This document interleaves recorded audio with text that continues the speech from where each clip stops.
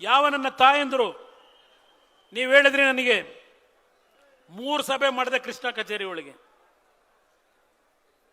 ಒಂದಿಬ್ರು ತಾಯಂದ್ರು ಹೇಳಿದ್ರಿ, ನೀನು ದುಡ್ಡು ಕೊಡ್ಬೋದಪ್ಪ, ಆ ದುಡ್ಡು ತಗೊಂಡು ನಾವೇನು ಮಾಡೋದು? ನಮ್ಮ ಮಕ್ಕಳು ಆ ದುಡ್ಡು ತಗೊಂಡೋಗಿ ಎಲ್ಲೋ ಕಳೆದ್ರೆ ನಾವು ಬೀದಿ ಬರ್ತೀವಿ. ಹಲವಾರು ರೀತಿ 3 ಗಂಟೆ 4 ಗಂಟೆ ನನ್ನ ಭಾಗದ ರೈತರನ್ನ, ನನ್ನ ತಾಯಂದ್ರನ್ನ ಕೂರಿಸ್ಕೊಂಡು ಕೃಷ್ಣ ಕಚೇರಿಯಲ್ಲಿ ಊಟ ಮಾಡಿಸಿ ಚರ್ಚೆ ಮಾಡಿದ್ದೇನೆ.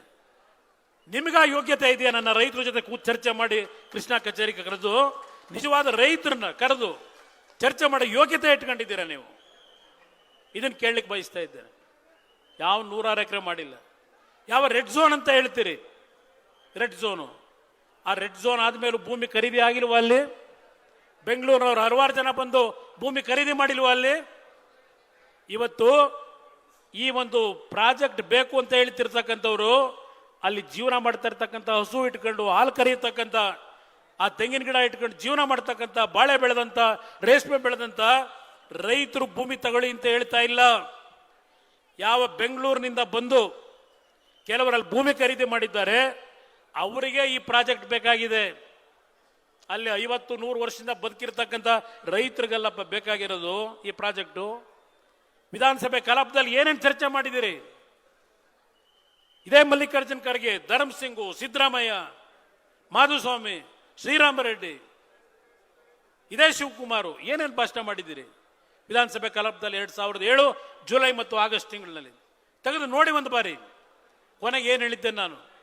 ನನ್ನನ್ನು ರಾಜಕೀಯವಾಗಿ ಜನ್ಮ ಕೊಟ್ಟಂತ ಪುಣ್ಯಾತ್ಮ ತಂದೆ ತಾಯಂದರಿಗೆ ನೋವನ್ನ ಕೊಟ್ಟು ಈ ಪ್ರಾಜೆಕ್ಟ್ ಅನ್ನು ಮುಂದುವರಿಸ್ತಕ್ಕಂಥ ಪ್ರಶ್ನೆ ಇಲ್ಲ, ನಿಲ್ಲಿಸ್ತೀನಿ ಅಂತಕ್ಕಂಥ ಮಾತು ಹೇಳಿದೆ ನಾನು. ಅದು ಒಂದು ಪ್ರಪೋಸಲ್ ಯಾತಿಗೆ ತಂದು ಬೆಂಗಳೂರಿನ ಒತ್ತಡ, ಈ ನೈಸ್ ಕಂಪನಿ ಹಾಕಿರೋ ದೋಖ, ಇದೆಲ್ಲದರ ಹಿನ್ನೆಲೆಯಲ್ಲಿ ಬೆಂಗಳೂರು ಸುತ್ತಮುತ್ತ ಟೌನ್ಶಿಪ್ ಅನ್ನ ಮಾಡಬೇಕು ಅಂತಕ್ಕಂಥ ನಿರ್ಧಾರ ಮಾಡಿದ್ದು ನಿಜ. ನಾನು ಇಲ್ಲ ಅಂತ ಹೇಳ್ತಾ ಇಲ್ಲ. ಆದರೆ ಅಂತಿಮವಾಗಿ ನೀವೇ ಕೊಟ್ಟಿರ್ತಕ್ಕಂಥ ಸಂಶೋಧನಾ ಸಮಿತಿ ಶಿವಕುಮಾರ್ ಎಲ್ಲಿದ್ದೀರಪ್ಪ? ಓಹೋ, ಹೇಳಿದ್ರು ಅವತ್ತು ನೀವು ಪಾದಯಾತ್ರೆ ಶುರು ಮಾಡಿದಾಗ, ಏನೋ ಟಿವಿನಲ್ಲಿ 10 ನಿಮಿಷಕ್ಕೂ ಬಂದಿದ್ದು ಉತ್ತಮವಾದಂಥ ರಸ್ತೆ, ಉತ್ತಮವಾದಂಥ ಕ್ರೀಡಾಂಗಣ, ಉತ್ತಮವಾದಂಥ ಉದ್ಯಾನವನ, ಏನು ಸೆಂಟರು, ಭಾಷಣ ಟಿವಿನಲ್ಲಿ.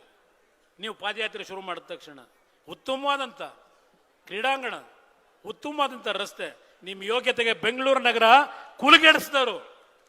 5 ವರ್ಷದ ಕಾಂಗ್ರೆಸ್ ಸರ್ಕಾರ ಈ ರಾಜ್ಯದಲ್ಲಿ ಕುಲುಗೆಡಿಸಿರ್ತಕ್ಕಂಥ. ನಾನು 20 ತಿಂಗಳು ಮುಖ್ಯಮಂತ್ರಿ ಆದಾಗ ಹಲವಾರು ಯೋಜನೆಗಳಿಗೆ ತೀರ್ಮಾನ ತೆಗೆದುಕೊಂಡಿದ್ದೆ. ಯಾವ ಪೆರಿಪೆರಿಯಲ್ ರಿಂಗ್ ರೋಡು ಇವತ್ತು 28,000 ಕೋಟಿಗೆ ಎಲ್ಲೆಲ್ಲಿ ಸಾಲ ಮಾಡ್ಕೊಂಡು ಕೂತಿದ್ದೀರಿ, ಯಾರ್ಯಾರ ಕಮಿಷನ್ ತಗೊಳ್ಳಿಕ್ಕೆ ಆ ಯೋಜನೆ ಬೇಕು ಅಂತ ಹೊರಟಿದ್ದೀರಿ. ಕೇವಲ 3,000 ಕೋಟಿಲಿ ಮುಗಿದು ಹೋಗೋದು ಅವತ್ತು ರಸ್ತೆ. ಯಾವೊಂದು ಇಲ್ಲಿ ನಮ್ಮ ಹೆಬ್ಬಾಳದ ಫ್ಲೈಓವರ್ 30 ಕೋಟಿನಲ್ಲಿ ತೀರ್ಮಾನ ಕೊಟ್ಟಿದ್ದೆ ಆ ಒಂದು ಸುರಂಗ ಮಾರ್ಗ ಮಾಡಲಿಕ್ಕೆ, ಬರೀ 30 ಕೋಟಿನಲ್ಲಿ. ಇವತ್ತು 9,000 ಕೋಟಿ. ಓ, ಏನು ಮೊನ್ನೆ ವಿಧಾನಸಭೆ ಕಲಾಪದಲ್ಲಿ ಈ ರಾಜ್ಯದ ಮುಖ್ಯಮಂತ್ರಿಗಳನ್ನೆಲ್ಲ ನೆನೆಸ್ಕೊಂಡ್ಬಿಟ್ಟಿದ್ದಾರೆ. ಕುಮಾರಸ್ವಾಮಿಗೆ ದೂರದೃಷ್ಟಿ, ಅತ್ಯಂತ ಅದ್ಭುತವಾದಂಥ ಕಲ್ಪನೆಗಳ ಮುಖಾಂತರ ನಾಡಿಗೆ ಒಳ್ಳೆ ಕೆಲಸ ಮಾಡಿದರು. ಹಾಗಿದ್ರೆ ಕೇಳ್ತಾ ಇದ್ದಲ್ಲಪ್ಪ, ಚನ್ನಪಟ್ಟಣ ಚುನಾವಣೆಯಲ್ಲಿ ಎಲ್ಲಿದೆಯಪ್ಪ ನಿನ್ನ ಸಾಕ್ಷಿ ಗುಡ್ಡೆ ಅಂತ ಹೇಳಿ? ಎಲ್ಲಿದೆ ಕುಮಾರಸ್ವಾಮಿ ಸಾಕ್ಷಿ ಗುಡ್ಡೆ? ಎಲ್ಲಿದೆ ದೇವೇಗೌಡರು ಸಾಕ್ಷಿ ಗುಡ್ಡೆ? ಭಾಷಣ ಮಾಡಿದ್ರಲ್ಲಪ್ಪ, ಈ ಕುಮಾರಸ್ವಾಮಿ ಸಾಕ್ಷಿ ಗುಡ್ಡೆ ಕಾಣಿಸ್ತಾ ಇದೆಯಾ ನಿಮಗೆ ಈಗ? ಅದರಿಂದ ಇವತ್ತು ಯಾವ ಹೋರಾಟ ಇವತ್ತು ನಮ್ಮ ರಾಜ್ಯದ, ನಮ್ಮ ದೇಶದ ಒಕ್ಕೂಟದ ವ್ಯವಸ್ಥೆನಲ್ಲಿ ಅಂತಿಮವಾಗಿ ನ್ಯಾಯಾಲಯದಲ್ಲೇ ತೀರ್ಪು ಸಿಗಬೇಕು. ಯಾವ ನೈಸ್ನ ಅಕ್ರಮಗಳು 30 ವರ್ಷದಿಂದ ಏನು ಮಾಡ್ಕೊಂಡ್ಬಂದಿದ್ದ, ಇವತ್ತು ಅಂತಿಮವಾಗಿ ಆ ನ್ಯಾಯಾಲಯದಲ್ಲಿ ತೀರ್ಪೇನು ಕೊಟ್ಟಿದ್ದಾರೆ, ಅದು ದೇವೇಗೌಡರ ಹೋರಾಟದ ಫಲ ಇವತ್ತು ನಾವು ಕಾಣ್ತಾ ಇದ್ದೇವೆ.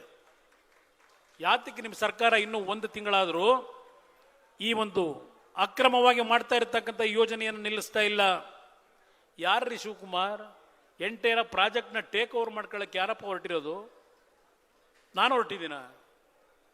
ಆ ನೈಸ್ನ ಭೂಮಿಗಳನ್ನ ರೈತರಿಂದ ನೈಸ್ ಹೆಸರಿನಲ್ಲಿ, ಆ BMIC ಹೆಸರಿನಲ್ಲಿ ಲೂಟಿ ಮಾಡಿದಿರಲ್ಲ, ಅದನ್ನು ಎಲ್ಲ ಟೇಕ್ ಓವರ್ ಮಾಡೋಕ್ಕೆ ಸರ್ಕಾರ ಟೇಕ್ ಓವರ್ ಮಾಡಬೇಕು, ಇಲ್ಲ ನಿನ್ನ ಬೇನಾಮಿ ಕಂಪನಿಗಳು? ನನಗೆ ಹೇಳ್ತಾರೆ ಬೇನಾಮಿ ಕಂಪನಿ ತಂದ್ರಪ್ಪ ನೋಡೋಣ, ಅದು ಯಾವ ಬೇನಾಮಿ ಕಂಪನಿ ಅಂದು?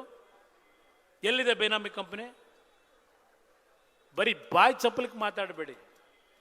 ಇದೇ ನಿಮ್ಮ ಮಾಜಿ ಶಾಸಕ, ಈಗಿನ ಮಂತ್ರಿ, ನನ್ನ ಪಕ್ಷದಿಂದಲೇ 3 ಬಾರಿ ಆಯ್ಕೆಯಾಗಿದ್ದು. ನನ್ನ ಜೊತೆನಲ್ಲಿ 15 ವರ್ಷ ಅನ್ನ ತಿಂದಿದ್ದಾನೆ, ಜೊತೆಯಲ್ಲಿ ತಿಂದಿದ್ದೇವೆ. ಆತ್ಮ ಮುಟ್ಕೊಂಡು ಹೇಳು, ನಾನು ಕಾನೂನು ಬಾಹಿರವಾಗಿ ಎಂದೂ ಸಹ ನಾನು ಅಧಿಕಾರದಲ್ಲಿ ನಮ್ಮಪ್ಪ ಕಲಿಸ್ಕೊಟ್ಟಿರ್ತಕ್ಕಂಥದ್ದು, ಸರ್ಕಾರದ ಕೆಲಸ ಮಾಡಬೇಕಾದರೆ, ರುಜುವು ಹಾಕಬೇಕಾದರೆ ಅದನ್ನ ದುಡ್ಡಿಗಿಡಬೇಡ, ಮಾರಾಟಕ್ಕೆ ಇಡಬೇಡ ಅನ್ನೋದನ್ನ ನಮ್ಮಪ್ಪ ಕಲಿಸೋರಪ್ಪ. ನಿಮ್ಮ ಅಪ್ಪ ಕೆಂಪೇಗೌಡರು, ಹೆಸರು ಕೆಂಪೇಗೌಡರು, ಅವರೇನು ಕಲಿಸ್ಕೊಟ್ಟವ್ರು ಸ್ವಲ್ಪ ಹೇಳ್ತೀಯಪ್ಪ? ಮುಖ್ಯಮಂತ್ರಿಯಾಗಿ ಏನು ಕೆಲಸ ಮಾಡಿ, ಏನೀಗ ಆ ನಯ ವಿನಯತೆ, ಅಯ್ಯೋ ಅಯ್ಯೋ ಅಯ್ಯೋ, ಆ ದೇವರು ಹೇಳೋದೇನು ಶ್ಲೋಕಗಳು ನೋಡ್ಬಿಟ್ರೆ ಏನಪ್ಪ ಇಷ್ಟು ಬದಲಾವಣೆನ? ಯಾರಾದ್ರು ಜನ ಏನು ಇಷ್ಟು ಬದಲಾವಣೆ ಆದವರಲ್ಲ, ಬದಲಾವಣೆ ಆಗಕ್ಕೆ ಸಾಧ್ಯ ಇಲ್ಲ. ಅತಿ ವಿನಯಂ ಧೂರ್ತ ಲಕ್ಷಣಂ ಹೇಳಿದ್ದೀನಿ, ನಾನು ಹೇಳಿದ್ದೀನಿ. ಇದನ್ನು ಚರ್ಚೆ ಮಾಡಕ್ಕೆ ಸಿದ್ಧ ಇದ್ದೇನೆ.